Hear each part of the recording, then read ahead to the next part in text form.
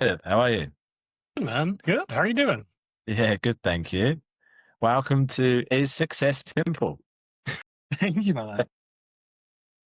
I'm still humbled and pleasured to be here. So thank you for having Uh, me. I appreciate your time. I appreciate your time. So, Caleb, I guess before we get into it, I did, yeah, and you'll see this in the recording after. I gave you a little bit of a spill before in terms of obviously being the founder of Thank Duck. But for everyone listening, give us a 60-second version of who you are and what's the story behind Thank Duck. Oh, you've gone mute. Obviously, I don't accidentally hit the button on my microphone. Yeah. The 60-second version would be that we're ultimately a digital marketing and sales agency. We help Okay. businesses get found online, whether that's through performance, such as Meta or Google Ads, or building a really strong foundation through their website, their Google business, their social content. Uh-huh. Point of difference is the quality in the way that we tell that story and the consulting. We are not offering a done for you service where you just give us something and we give you a perfectly made cheeseburger. Right. Instead, it's a side by side consultative of where's the business now? Where do you want to go over the next 3, 6, 12 months? And how do we start strategically lining up your assets to take you in that direction? Often that's digital assets, but can also be helping their staff work with how to do a new sales pitch or how to engage with that other type of client. So it's a very consultative process that takes them on the journey rather Mm-hmm. than somebody saying, thanks for the Run my website. ads. Yeah, Yeah, yeah, yeah. exactly. Point of difference in it. The reason it came to being is because we saw too much of it being done the other way. My business partner and I worked in the mass corporate end, and I couldn't sign my family name to that, and neither could he. So we saw what everyone was doing at marketplace, and we decided to do the opposite. And where did the name come from? That is my business partner's sense of humor when he was trying to express how he wanted our clients to feel after the first 3 months of working with us. Of course, yeah. That they just wanted to go, thank Doc. Yeah, nice. Can you tell that we're both dads with young children? Yeah, yeah. Well, I'm in the same boat, so I understand that. And I sort of pinch myself or kick myself the fact that I didn't get that. I was going, thank Duck, thank Duck. And now you sound it like, oh, how have I missed that? The typos on it are just amazing. And we always know we find the right client when somebody in their admin team or one of their staff actually put some typos into it, right? And then those typos can go quite a few ways. But all of a sudden, the humor that comes together, right? And it's Yeah, we're a technology company, but yeah. enabling more of that human connection is everything. And the name weirdly lends itself to that often. And it always makes it fun. Yeah, I can imagine, and it's interesting because marketing nowadays as like my background is sales, so like I always say sales has evolved significantly over the years in terms of how people like to be sold to and so forth. I'm getting a bit of feedback. Now you've gone. That's gone. Seconds. Is it That's still better. there? That's better. Great. No feedback. Um, yeah, and I see marketing as well has evolved. So when you talk about what you just mentioned around obviously partnering up with businesses, helping them understand where they're at, where they need to take the business from a marketing point of view, who do you find that messaging really attracts from a client point of view? There seems to be this wave of businesses that have always been around, plumbers, electricians, and the people that have always been there. And usually those are people who bought themselves a job by starting a business Yes. to those people. But the people who are saying, no, I want to do this, and we play in the regions predominantly. Right? So the people who are sometimes leaving Melbourne, leaving Sydney, they're going to the regions. Often it's the people who are trying to start something that say, we want to be really strong in this space. Okay. Those are the people that we work with. And those are the people who seem most aligned, the people who are trying to craft and create a business that is a powerhouse in that region rather Got than you. just somebody who's doing it unconsciously because they don't want to work for somebody else. And so, that those type of businesses, do they have to have an established business to make that transition, or do you work with other businesses that don't have an established businesses where they're at to then go out to some of the regions that you're referring to? A bit of both. The Okay. established business makes things much easier and smoother. If we're going to build trust, being able to work with your staff to actually take photos of the people on the jobs or have the videos and the stories and the reviews makes it a lot easier. Trying to from scratch, you've got to focus on those foundational assets. So it's a bit of a different scope of work. Okay. So definitely easier and faster with an existing business and to move it into a new direction. But if you're starting with something, it's a great time to be really conscious about how do I build trust with my clients or my customers and actively make that a conscious process for my staff and myself rather than just pushing it out into the world and showing up to the next job and showing up to the next job. Yeah. It's a big word, isn't it? Trust. What do you think trust now means to people? Because I think it's changed. It's a good question. I think trust to people now has become something more transactional in the sense of we give and exchange trust fairly fast.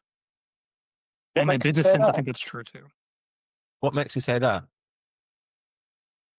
When I think about trust, especially when I'm trusting a business to get a job done, I'm looking at a few things. I'm looking at their reviews, their presence. Yep, they look good. They look legit. Okay, happy days. It used to be a handshake. And where I'm from, it still is a handshake.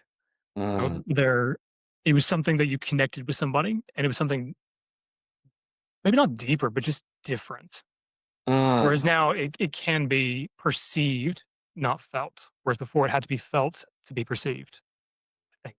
That's interesting because I think it's more seeked than it ever has been, and why I say that is because I think that there's so much free information out there, right? So much, and it's gone to the extent where a lot of clients before making a purchase may get information overload because there's not just the internet, there's also AI, ChatGPT, that it can give you everything that you need to feel like you're in a position to make a decision. And so then what I think tends to happen is that when we want to then make the next step in terms of buying, we look to who we resonate with and who are similar to us from our values and who we like first. That's because, and I think it's done more unconsciously than consciously. Is that because you're purposely seeking that out to find people based around the values compared to a transactional service? So maybe human to human from I'm I looking think for so. a friend, I'm looking for somebody to resonate with what I do compared to Yeah, I think so. I think, and it'd be interesting to get your thoughts around what you're seeing. I think it's because significance is one of the six core human needs, and I think it's something that unconsciously and maybe not knowing people seek that more than the transactional, especially when it comes to the sales. I think marketing isn't my forte, so I don't know if you tell me from a marketing point of view, it's slightly different. But I've always been told from a marketing point of view. My mum used to be a marketing director back in the day, and she always used to try and think, how do I like to be sold to? Yeah. So I don't know if you see it similar, or even if you don't, then I'd love to hear that. it makes me think of the different branches that if I'm looking for somebody to clean my gutters, the way that I perceive trust is very different than if I'm at Bunnings and I come across somebody who's going to clean my gutters or at the Yeah. hardware store. So it's almost you've got a friendship level of trust. I just want somebody to come clean my gutters compared to I want somebody to build my house. And so it's different layers. And when I do think about who do I want to work with as a business owner and in my own personal life, I'm fierce about values and who am I going to trust. Yeah. That it's you're absolutely right that the high quality has to be there very quickly. Otherwise, we Mm, go somewhere else because it yes. is about that. All of my friends I trust to tell me things that I don't like to hear because they're good for me to hear. And Mm, I expect the same from my clients. I expect the same from my partners. My happiness is not their responsibility, but my trust is, which is given by fair exchange. And that mm, is a high quality asset to exchange, I guess, for lack of a better word. yeah. Whereas somebody come clean my gutters, you've got 4.9 stars on Google, you've got 3 reviews. I'm happy. And so then with that, how does thank duck? It makes sense now. Because it's Can't help so but think about it now, can you? yeah. If you're not on point, it's coming out slightly different, isn't it? So how do you tap into that for a business? how do you get that? How do you get their messaging done correctly to be able to build the trust, especially in the day and age where a lot of people are questioning what they see and read. Mm. It's a good point that people do feel uncertain, all right, in the day to day, and what's fake news, what's not, what's fake reality, what's not. Correct. Fake reality, geez, good grief. But my grandmother once told me when she was giving me quite the lecture on something I'd done that trust is like a balloon, right? It takes these consistent small efforts to blow it up and to build it. It's very easy to pop out and lose it all in one moment. The Yes. way we do this with our clients and we encourage them to do with theirs is just be exactly who they are. People Okay. always show you exactly who they are through time. So keep Um, going with those small little things that you do. The way that we do it is that we have quite a consultative sales process. So our consultants go face to face. They still do a handshake. They engage with those people. And once they're there, say, show me around your business. How did you start this? Where are you going with this? What's the goal? If we find alignment and we bring them on board, we have a very detailed onboarding where the team will research every facet that they can find about that business and its past, as well as where does it want to go in the future. right. And then we'll sit down with the client for 2, sometimes 3 hours. And the whole team will sit around and just ask questions of back and forth of where are you going with this? And how are you doing with this product? And your Google hours say you're open on this on a Sunday on every second year. Is that right? So we do really level research, really detailed research, just to come back and really make sure that that's what they want to be. Once we get that Mm, presence really well established and researched and all of that set up, it's really easy for the client staff to start doing things in alignment with what's shown up online. So all of a sudden they're all going with the same interesting. message. If they really, Yeah. you're a vet and you really want to do dog dental services, it's really easy for your staff to start talking about that. And then when people do start coming in about that and going through that process to make it a really delightful experience, and then to offer a Google or ask for a Google review on that. So now you have a website, an ad campaign, your staff are talking the same, and now you're getting reviews all about that same type of service. So little small steps to build trust that are consistent. That's all. That's really interesting because the question that's come up in my mind is that you mentioned that you and your business partner came from more corporate big companies, and that was one of the major reasons that you started the business. At that point, did you make the conscious decision when you both started the business that you were going to have this in-depth sales process that you've just mentioned? I think he did. He always knew it. I've Really? had to be converted. And Talk to me about that. my business partner is the most detail oriented person, human I've ever come across. I've met a lot of people in a lot of areas. He takes the cake. Right. But when he learns something, he doesn't just learn it, he makes it his craft. Awesome. And watching that and watching how people respond to that, I couldn't help but respect it. And I think Uh-huh. about what do I want to sign my name to? Well, it's actually being a craftsman. I come from a long line of craftsmen, and there's something special about that. So being able to bring that into the business, that element of patient whittling away to find the right processes, to find the right clients, to build something that's probably not going to be the biggest agency in the country or even in the city, but we will take our time to really get great at what we do on that process with all the nicks and the cuts and all the learnings that come from it. But that's who That's we very quickly decided we wanted to be. And we stand by that every day. wicked. And so how has the synergy been? Because it sounded like that your business partner was slightly different to yourself in terms of how, and so how did you find that from a synergy point of view to then understand, right, you're really good at this, you stick to this, I'm really good at this, and then let's go and build a business.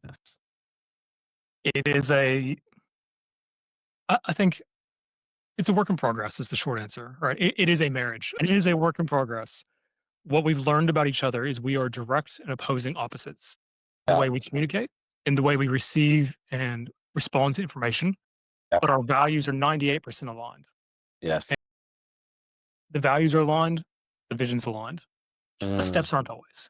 And when I communicate in my way, because I can be quite data focused, well, he doesn't hear it in a positive way. He hears it in a different way.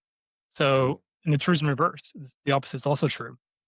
So being mindful of that has been a learning curve for both of us. and we moved through it. We butt heads hard, Yeah. but I do with my wife too. That's life.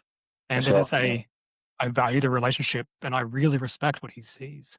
So yes, Mm. I'm angry at him in this moment, but he actually has some really good points. I'm going to reset. I'm going to come back to him. And the truth, that happens both ways.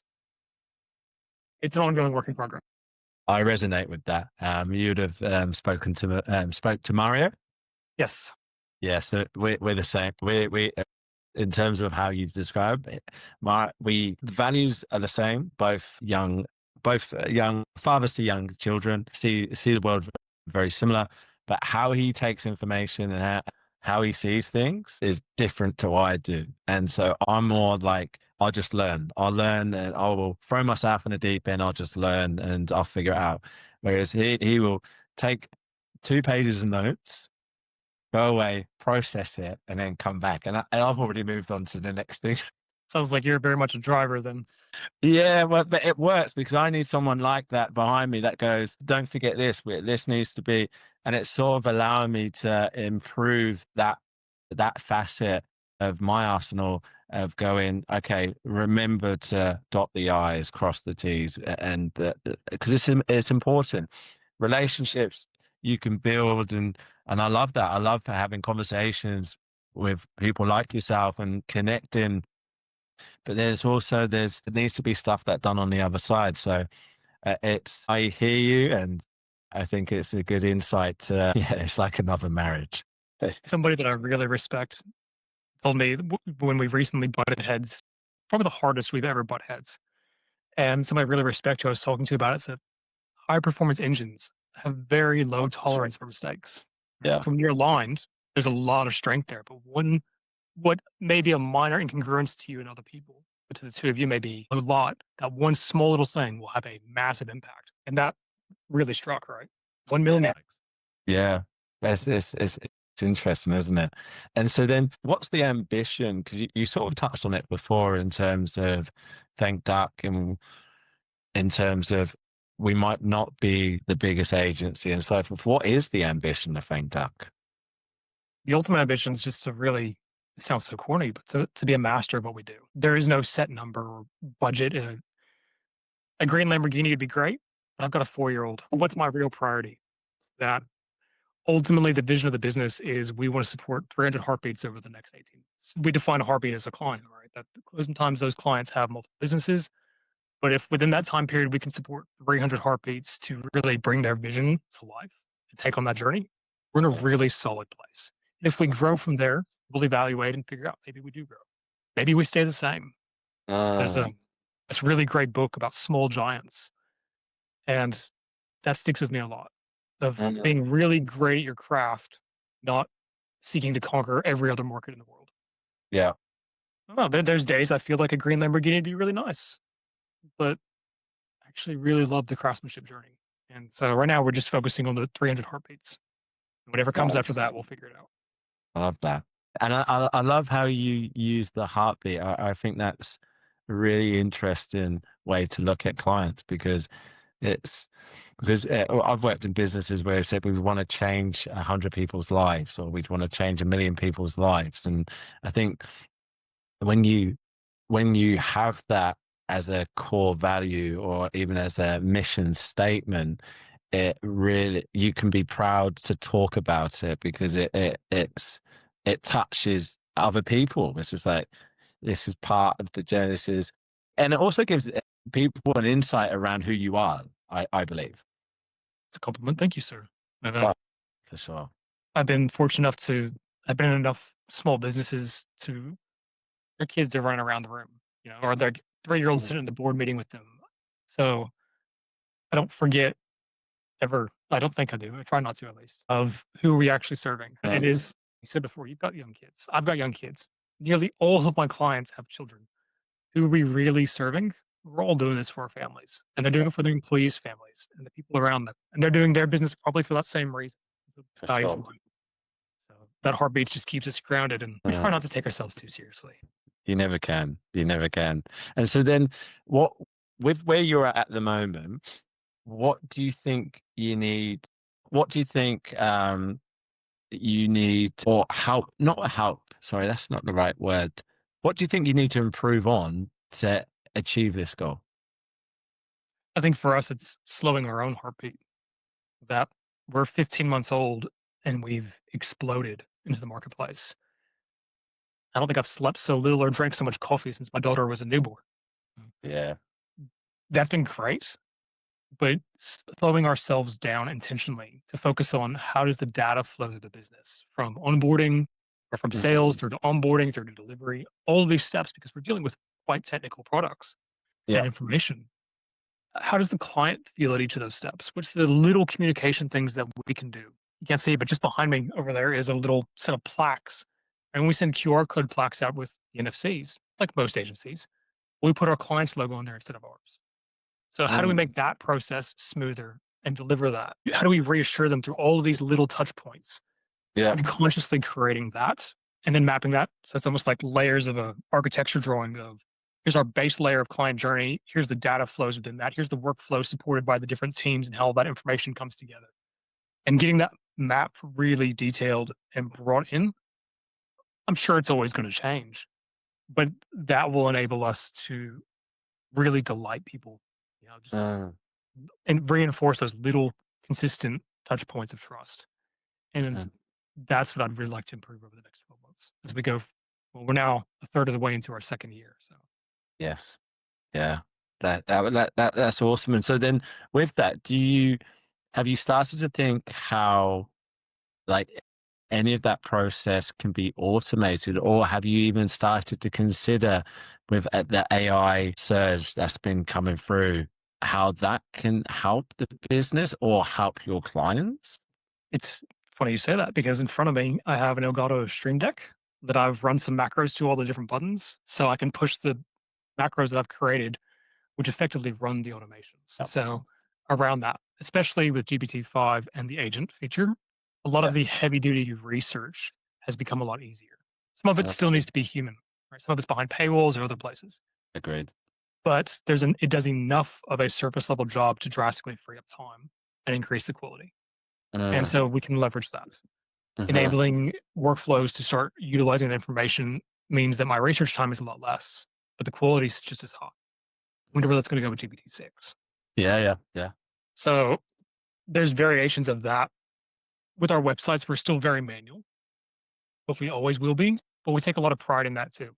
That it's that slow, patient build rather than I know, and we have the software, we could launch a website in 24 hours. But is that who we really want to be? Mm. So in some places, yes, we'll lean on it quite heavily. In other places, less so. But we Mm. find it there's little nuances and little points of every conversation we have. Just like you guys, we record all of our conversations using Otter, right? And Adam's where we keep meaning to go, but haven't made the time. But and I'm taking those transcripts and analyzing them through time of what are the services or 12 months ago, you said these were the services you wanted to focus on. How are you going through those? Yeah, okay. Using the AI to analyze the conversations and create the action points and keep those action points true has also been very, very supportive. It's not just build a website, it's build a landing page dedicated to dog dental and then reviewing back with them in 3 months of, well, how many leads did you get off of that? Where did that come from? And then comparing that Mm-hmm. data through time. It's not the most exciting use case. Wouldn't make a great YouTube video, but there's some amazing YouTube videos right now out there with it. Again, we're intentionally being slow and patient with this. And it's working. I think it's when you, I think that's the point of difference that you have. That's working. So why it's lean into that more, isn't it? Lean into it more and make that part of your DNA so that people understand why you do that way. I do. I think it's really interesting. I think because the whole space with AI in terms of how it's revolutionized a lot of industries. But I find if you look at like a lot of businesses, whether it's marketing businesses or whether it's any other business, I find it quite fascinating to understand what their process is and to generate leads and what their sales process is. So could you shed some light on what that looks like for you? I think we are probably the only marketing company that barely has a website. It's true. Like we didn't have a website for the first 12 months. We had no digital presence.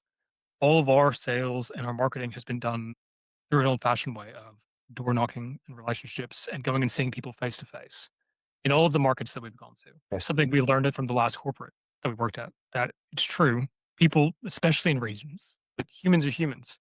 We like seeing the people we're going to do business with. We like Yeah. connecting with them, ideally in person. So we try to make that happen. We fly into a town, spend the time getting to know the businesses in that town. Who do we want to serve? Who do we want to work with? Going and talking to them, going and saying, hey, we're based there, but we're here with you and we'll be here every month or we'll be here every 6 weeks or whatever the time frame is. And being face to face with people to have those conversations has really connected back to the handshake values. Yeah. Yes, we'll absolutely run funnels. Yes, we'll absolutely do all those things. We know how to do them. But right now, with these foundational clients, taking that time over that handshake agreement to bring them in has served us really well. And it's meant that we've got really, really strong relationships with Of nearly course. all of our clients. Yeah, I love I can name the ones that we don't, and we're working on it. You know, it's so then with that approach, do you see any of when you look at that approach that you currently have, is there to get to the goal of the 300, where do you see yourself trying to improve it to achieve the goal that you have? Is it by the end of this year, or is it just is there a within timeline? 18 months. So by our 3 years. Okay, got you. So yeah, how do you, is there any suggestions that your partner have discussed around, well, how can we improve this to make that happen? Or is it that based off what you currently projected that you will make it happen regardless?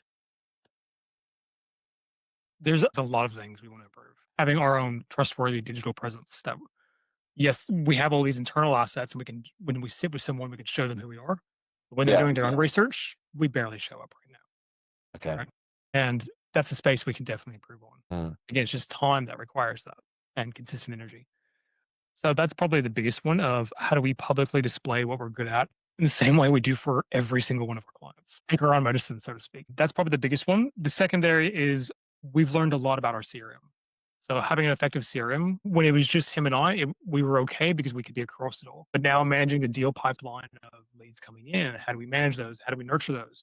Laying that over with the client journey, going back to that architecture map that we talked about. That process can be better defined. There's definitely automations or things that we could run within that would smooth that process, while also removing layers of work from our sales reps' roles. So if it makes it easier for them, makes a better experience, have a win-win. And then, of course, we could have our own lead gen ways. And whether that's through cold calling, ads, insert way to do it here, there's a million of them. All of those things would help. Yeah. Yeah. Rather than purely door knocking right now the way we are. Yeah. I come from a door knocking background. So I understand. Yeah. When I first started sales at the age of 18 and back in England for 4 years, I was doing door knocking. So Long time. That's a long time door knocking. it is, especially in the weather that we used to get over in the UK, and it was commission only as well. So you can imagine Oh, the fun. Yeah, thinking that weather, 4 years. Wow. yeah, but do you know and that's why I resonate with what you're doing, and I have that curiosity because I've done door knocking here in Australia, and there's that, and it'd be interesting to actually ask you this question. Have you perceived, like with your sales guys at the moment, are they going out doing the door knocking, and then do they then, let's say I go out to an area, I go into a business, I get along with them really well, I see an opportunity that we can work with them and help them. Do I then put that lead into the CRM and then follow that lead all the way through, or what happens? Exactly. So Okay. our sales guys are also fortunate that they know the markets they work in. So they know Yeah. the businesses for 5, 10 years or the businesses in those towns. So they've got quite historical context. They're not just cold knocking or true cold knocking, but that is the idea that I'm going to go chase these guys, maybe these 3 businesses, because I know what they're doing in town. I know about the projects that are coming up or whatever's happening in the area. And I know what we can offer them. So I'm going to go and see them. They put them in the CRM pretty early with some pretty light data, but enough of something is there. And then through time, we'll slowly add with most of the data coming in at the point of sale. Got you. But do they stay in that area, or do they then go? So are the sales, and yeah, help me understand this. So, like, if let's say Melbourne was the area where, and would you have a sales rep that would be living in Melbourne, target that area? Yeah, okay. So there's certain areas like Dubbo or Coffs Yeah, Harbour, which we drive to or we'll fly to, and we'll spend 1 or 2 weeks out there. I know Dubbo. So fun little town, isn't it? Yeah, do you know? I'll tell you a fun story. So when I first came to Australia, I landed in Bathurst. Wow, Yeah, middle of nowhere. it is. It's not far from Dubbo. So I was there for, I did a whole So I initially came out and played football, soccer to you. And I was there. I landed in Bathurst. Obviously, naively looked at a map while I was in England and thought, oh, that looks pretty close to Sydney. Looks pretty close to Sydney. It should be fun. Just a flight. Oh, yeah, that's what I'm saying. Like, I was not really prepared for that.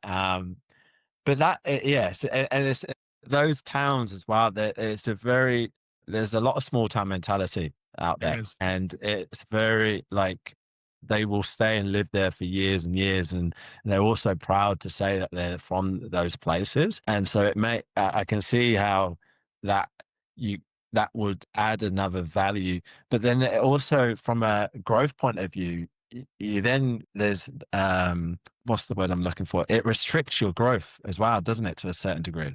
If that was our only approach, it definitely would. Okay. So those markets are a really great place to build a foundation, build strong relationships, and work with like-valued people. We Yeah. really love working in those markets. But we Hmm. also have sophisticated players that we operate with within the cities and the metro areas. So if we did only the cities and the metro areas, it would be a very different agency, and the truth is vice versa. But together, Yes.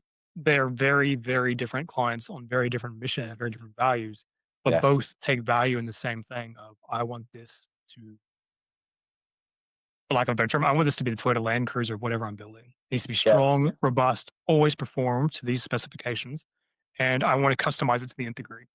And Mm.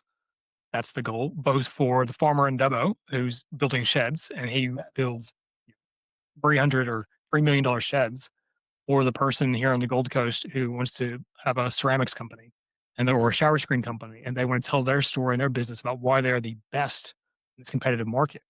Both of them actually require the same type of assets of Yeah. needs to always perform with a high level of quality. We need really good data behind it. So very different people doing very different things, but the values and the desire for the product service are very similar. Yeah, that's true. Yeah, that's really true. Because I guess every company or most companies have similar goals. It's just at different size and it may be a different market. And there's a lot of Interest. people around, right, who want a website in 24 hours or a couple of weeks, or why can't you just do my socials for me? Yeah. Yeah.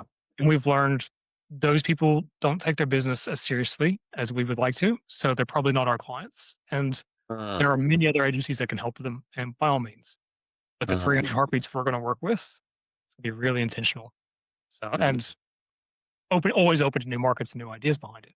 But those are just the areas that we've had the greatest success and Yeah. enjoyed. I love that. And I love that you keep referencing the heartbeats because it shows the commitment that you guys have. And it shows that I believe that you will achieve that and many more. It sits on a whiteboard next to me. I've got a big whiteboard of like my personal goals and then Yeah. business goals. And that's how we define it. That's awesome. That's awesome. Talk to me. Talk to me.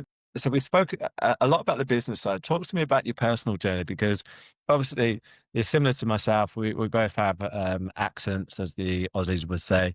So talk to me about your journey and how that's how you are where you are and so forth. Well, you can definitely hear it with my R's or when I get tired, but I'm Texan by Yeah. birth. Right. Texas is home, and I was over there with my wife and my 2 kids not long ago, and that's where I grew up. On a rural farm in the middle of Texas, kind of 45 minutes west of Austin, and this little Nice. town called Milano. There's about 400 people. I think there's less than 400 people in it now. Right. It is nothing. So we had a couple hundred acres outside of town. Grew up hunting and butchering and insert every stereotypical Texan story you've heard. They're all 100% true Nice. or truer. And then we came to Australia when I was 16. So my Yeah. dad's work brought us here. He's in this very niche field of project management, aluminum smelting. There's some software and some type things in there. I still don't know what he does, but it was in that lane. And we came to Australia because it's warm here. Great aluminum smelter in the middle of the tropics. A lot better than going to a really small smelter in the middle of the snow in the UK or in Sweden or somewhere. So we came to Australia and just fell in love with it. Really? Honestly, And at the age of 16 as well, you fell in love with it. Okay. At 16, I think I rebelled for years, probably for 5 years. But there was something about it's quieter. Gladstone itself is definitely not where I choose to call home. My son lives there still, but it was a good entry point in the sense of it's a relatively small town. Everything's a flight away, and Australia's been a journey. So there's been many lifetimes I feel like I've lived within different parts of it, whether it's being in Gladstone, where I met my son's mother. I was 21, she was 19 when we had our son, and we separated days after he was born. It was a horrible time of life, but it drove me to really question who do I want to be and how do I want to live this, right? And through very conscious, shitty work on self, I was able to define, well, I don't want to be in Gladstone. I actually want to have a business. I actually want to get an education because technically I didn't graduate high school. So how am I going to grow from this? So I moved to Rockhampton, the big city, about an hour north and about 30,000 extra people. And I just completely immersed myself in the startup world there, the business world there. And I was lucky enough to just be ridiculously passionate and maybe just slightly autistic enough that I couldn't pick up on the emotional cues of people telling me to go away. But I just lived and breathed in the business community in Rockhampton. And I had a couple of different jobs, worked and grew. My son grew older.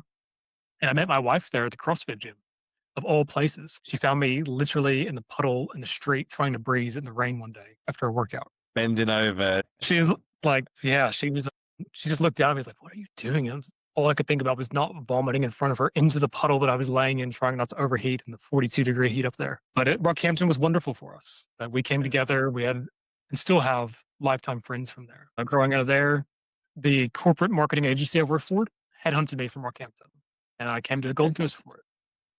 And that was a really interesting part of life in the sense of they taught me a lot. And I'm forever grateful for the opportunity. I have deeply believed and still believe in the vision that they sold me. But I don't align with what I saw under the hood. I don't align with that. And I didn't like who I was becoming. That the person that I was becoming was not somebody I was proud to be of or be. So starting this business was kind of the rebirth of that. And growing from that has been a lifetime in and of itself, even though it's been 14 months. It's been a lifetime. So there's different chapters all throughout this and through the Australian experience, but it does feel like each was a different life. And I'm blessed that I have a 10-year-old son, a 4-year-old daughter, a beautiful wife, and we get to live on the Gold Coast. Yeah, life's pretty good. I was going to say it's not too bad, is it? And there's so many different ways that we can go with that. And I guess one thing I have to say, I think you've done a fantastic job in terms of the personal development journey that you've been on. And just based off what I'm hearing and feelings, if that makes sense, because I think from what I'm judging based off the journey you've gone on, it has literally been a lot of it on your own. And to be at the age of 21, having a child, and to make that conscious decision around, well, I don't like who I am or becoming, I need to make a conscious effort to do something about it. Yeah, I'd say fair play and tip my hat off to you. And I know that's a Texas, but the question in that, Kaleb, is from that personal journey you've gone on, what's some of the been like 3 of the key learnings that you've had? Because this will dovetail into the closing around the podcast, if you'd like to share.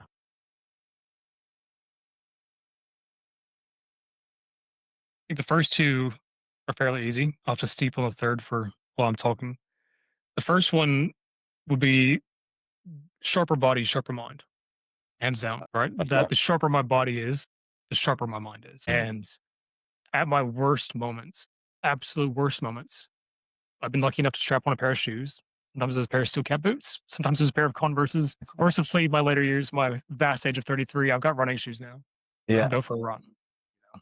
Um, and that's no matter how bad it gets, I can always move. And if I move, it's going to get better because I'm going to process and I'm going to think. So otherwise, I can be quite internalized. And that's not helpful or strategic in how to overcome the obstacle in front of me. So the sharper my body, the sharper my mind. So whatever the problem, just move. The second is being unapologetic. And what I mean by that is it's been very difficult to accept me for me. A Texan being an Australian, I don't really fit in either. And then I have all my own personal quirks on top of that, right? Being autistic, ADHD, insert label here. But being unapologetically myself has enabled better quality friendships. It's enabled my wife and I, for me to share the worst of myself and the best of myself with my wife and for her to love and accept that. Whereas if I had apologized and hidden it away, she would have never been able to see it. It enables me to take my children out of school early just for the sake of just let's go somewhere and do something. Yeah. But to be unapologetic and bold in the actions and to never hide away. And the third one, I think the third's kind of a mix in there, right? Of if we're going to do something, go all the way. And it's very similar, I suppose, but it's don't fall halfway in love. Don't halfway start a business. Don't halfway start training. And the way I'm wired, for whatever reason, I become obsessive of whatever I'm doing. But that's actually enabled a lot of really positive traits when used positively. It can be quite positive. Yeah. Yeah. And there's that poem about it, go all the way. And I think that would be it, right? That I love it. love fiercely. No. Success for me is being able to pick my kids up from school. Cool. It is the freedom to be able to go and do that and leave my phone in the car or walk away from my phone so I can go spend time with my wife or my kids. I love that. I love that. It's so powerful. And the second one, what advice would you give the 18-year-old Kaleb about how he should view success based off what you know now? It comes 1 hour at a time. Success is often perceived as 3 years, 5 years, 10 years, 20 million, whatever. Yeah. 1 hour, one decision at a time. Yeah.